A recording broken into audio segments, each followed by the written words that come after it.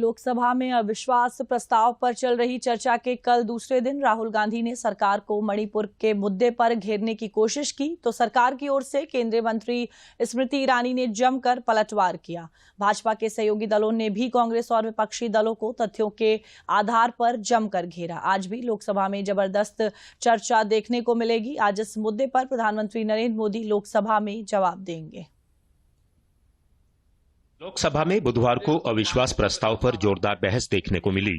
दोपहर कांग्रेस की तरफ से राहुल गांधी ने सत्ता पक्ष पर आरोपों की बौछार की तो तुरंत ही सत्ता पक्ष की तरफ से करारा जवाब दिया गया।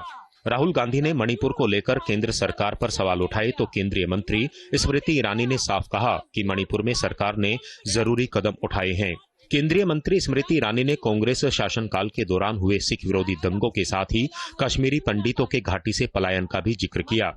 केंद्रीय मंत्री ने कांग्रेस नेता द्वारा उठाई गई कई सवालों का सिलसिलेवार तरीके से जवाब दिया। मैंने मणिपुर शब्द प्रयोग किया, मगर आज की सच्चाई यह है कि मणिपुर नहीं बचा है। मणिपुर को आपने दो भाग में कर दिया है, मणिपुर को आपने बांट दिया है। मणिपुर हमारे देश का अभिन्न अंग है, खंडित न था, न है, न कभी होगा। इनके यूपीए के अलायंस के एक नेता ने तमिलनाडु में एक वक्तव्य दिया है। पुनः कहती हूं कि भारत का मतलब मात्र उत्तर भारत। मैं आज गांधी खानदान से, कांग्रेस पार्टी से पूछना चाहती हूं, क्या भारत केवल उत्तर भारत है? अगर दम है तो अपने पार्टनर को मुंह तोड़ जवाब दे, अगर हिंदुस्तान में आस्था रखते हैं। राहुल गांधी ने चर्चा में भाग लेने के दौरान भारत माता को लेकर दिए गए कथित तौर पर आपत्तिजनक बयान पर केंद्रीय मंत्री स्मृति ईरानी ने करारा प्रहार किया। हमारी जनता की आवाज है, दिल की आवाज है, उस आवाज की हत्या आपने मणिपुर में की।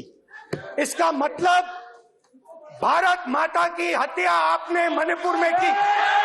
पहली बार राष्ट्र के इतिहास में भारत मां की हत्या की बात की और कांग्रेस पार्टी यहां पर तालियां बजाती रही। जो भारत की हत्या की बात पर कांग्रेस पार्टी ने ताली पीटी आज इस सदन में, इस बात का संकेत पूरे देश को दिया कि मन में गद्दारी किसकी है। अविश्वास प्रस्ताव पर हुई चर्चा में सत्ता पक्ष और विपक्ष के तमाम सांसदों ने हिस्सा लिया। एनडीए के सहयोगी दलों की तरफ से भी चर्चा में हिस्सा लिया गया।